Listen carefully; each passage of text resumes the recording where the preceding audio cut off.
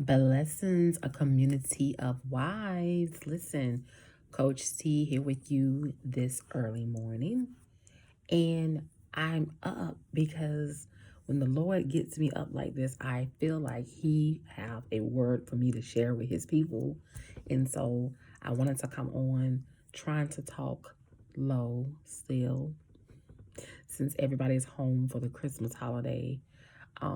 Definitely trying to talk low, but I wanted to come on and finish up part 2 of the false starts and the marital restoration. And I have something else I want to share with my wives after that part. I have something else I want to share with you. So first, I want to finish up part 2 in false starts. I know that was the last thing I left off with sharing with you.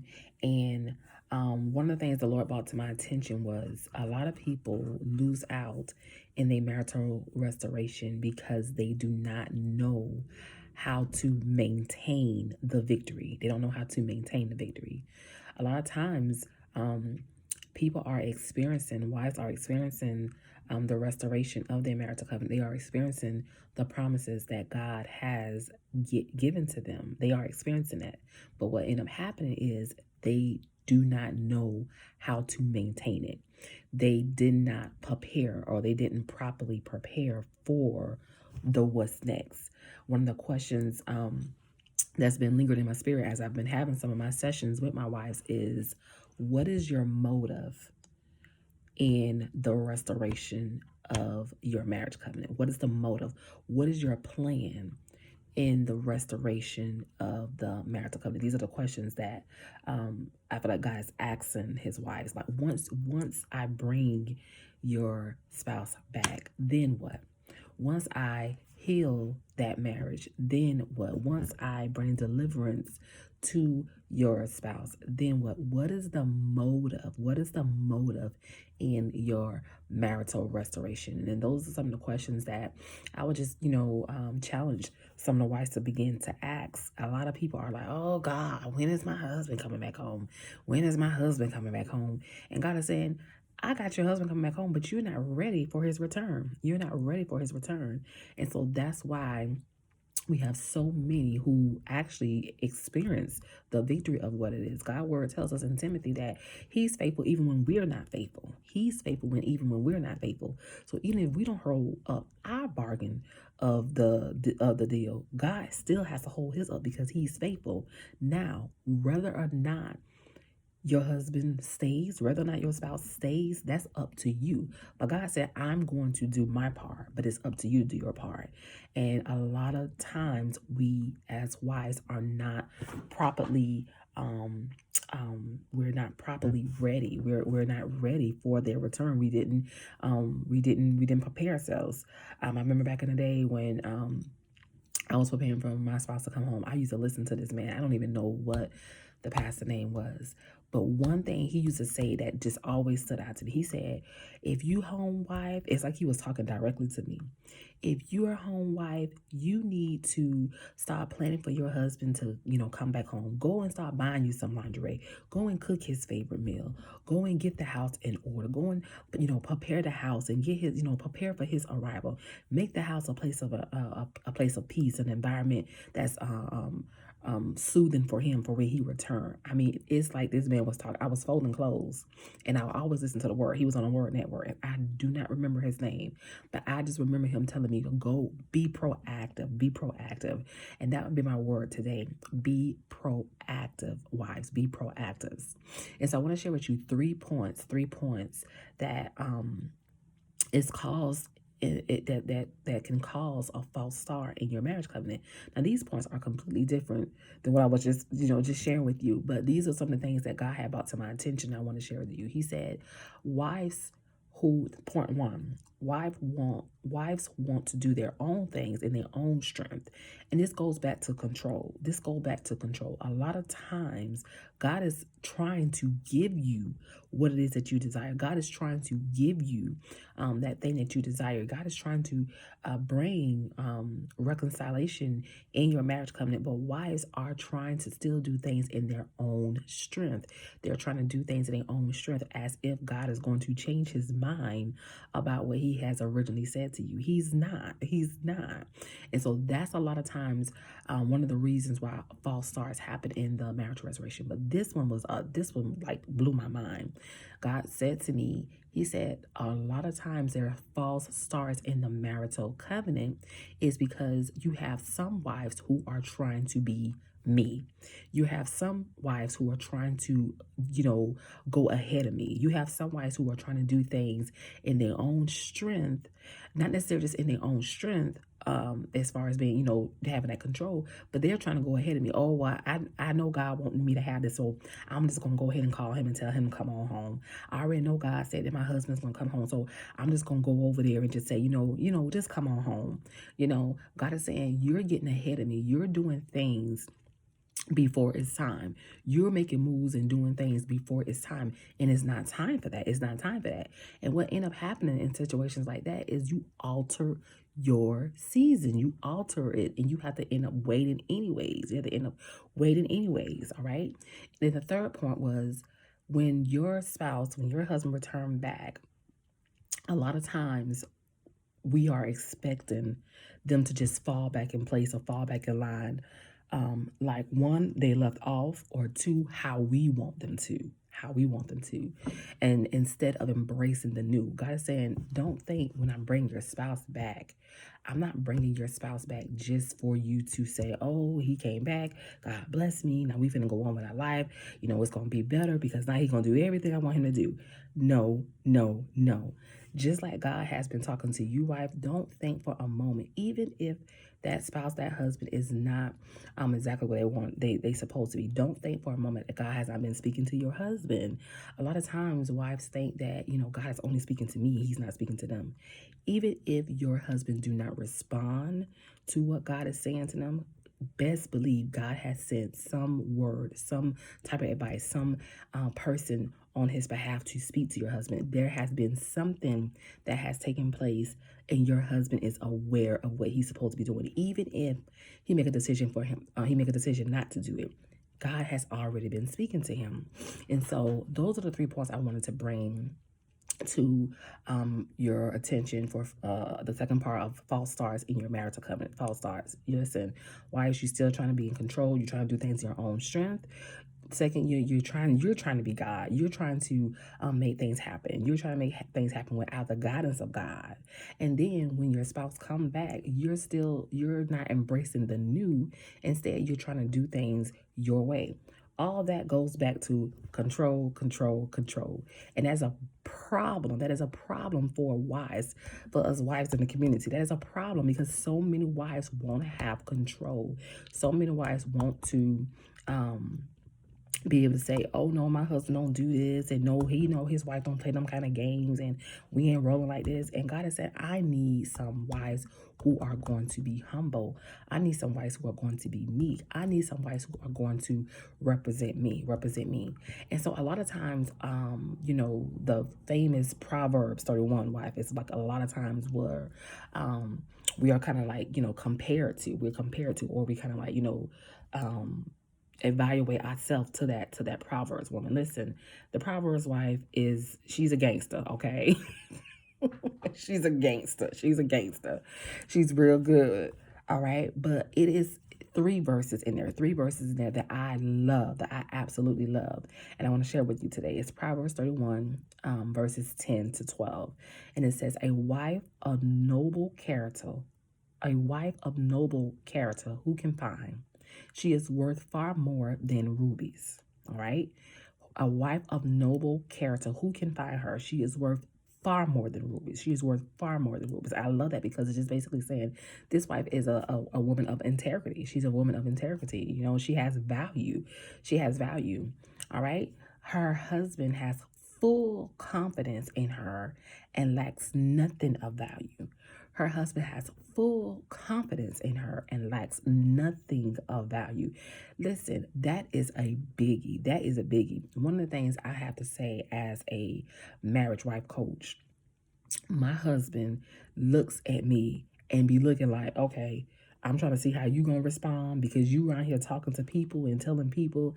And so it's almost like he holds me up to a higher standard as far as how I treat him or how I respond to him, because it's like the way you treat me and you talk to me and you say things to me, yeah, I'm going to look at that and see this is what you teaching your wives, this is what you sharing with the people. And so that's a very, very important part of being his wife, lady. That's a very important part. He needs to have full confidence in you. He needs to know that she got it. She got it. I don't got to worry about nothing. I already know if I turn my head, she good. She got it. She got it. All right. And then verse 12, she brings him good, not harm, all the days of her life. She brings him good and not harm all the days of her life. That one was a verse that one of my marriage coaches or mentors, I should say, she was more of a mentor than a coach, but brought to my attention. And she would just basically say, you know, a lot of times wives are not good to their husbands. Wives are not good to their husbands, whether he's in the house or not in the house, whether he's behaving like a husband or he's not behaving like a husband. What wives don't understand is God is holding us to a certain standard, and we will be held accountable. We will be held accountable on how we treat him. He's going to be held accountable on how he treat us. But if we treating him just as ugly and just as mean and just as bad as he treat us, God is going to hold us accountable. Because when you get to heaven, God is not going to say, oh, how your husband was treating you. Oh, God, he was this. And oh, God, he was that. And he was this. But God going to say, how did you treat him in spite of his behavior? God is going to handle his destructiveness. God is going to deal with his behavior, but God is going to also deal with you, wife, with yours as well. So it's important. It's important, wives, we grab a hold to having, just having a different standard, a different stance, I would say, as far as how we treat them. And one of the things I make a joke of it, but one of the things I always tell my wives is, oh, when I see my husband acting like he ain't with it today, oh, you been like, oh, okay, let me give you your time. Let me give you your space. Because I don't want to get caught up in that with him. And then we go on this roller coaster ride. And at the end of the day, I'm going to be yelling and screaming. You're going to be saying, we're not going to accomplish anything. And I'm going to have to take that same test all over again. I do not like doing tests over. I don't like tests anyway. So to have to take it over or take it twice, I don't like doing that. I learned that early on in my marriage. I do not like taking tests.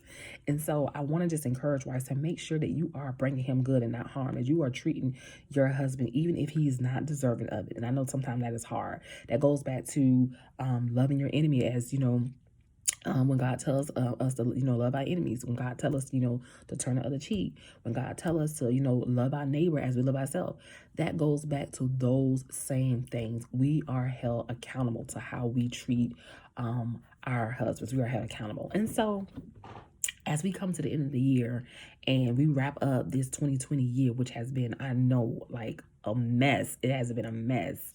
One of the questions I want to ask my wives is, how would you review yourself as his wife? How did you do, wives? How did you do? How did you do?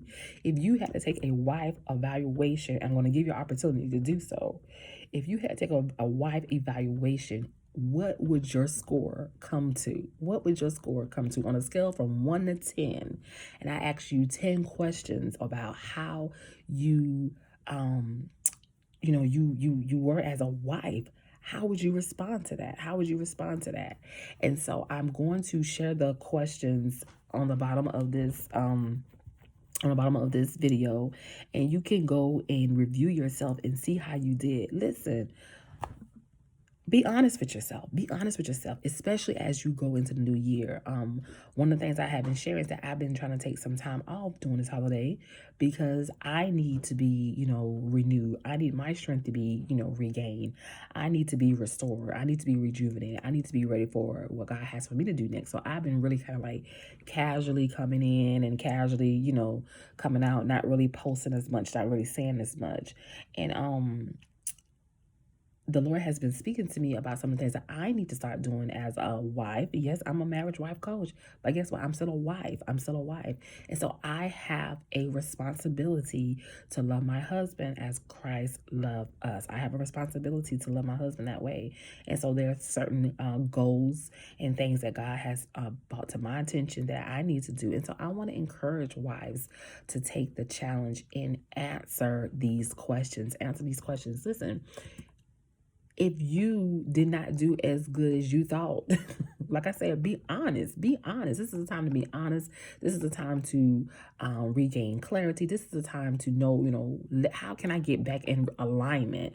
How can I realign myself back to the will of God concerning my marriage? How can I do that? How can I do that? A lot of people are trying to gain in this area and gain in this area and gain in this area, and they miss out on the home life. They lack home life. You want to, I want to be great over here, and I want to be great over here, and I want to be great with my kids. I want to be great with this person. I want to do good at work and this and that, whatever.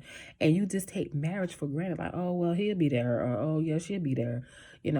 I really want to encourage you to take the time out to answer these questions, wives, to answer these questions, and see how you did as being his wife this year. See how you did. If your score is 70 and below, if your score is 70 and below, I want to encourage you to sign up for a His Wife session.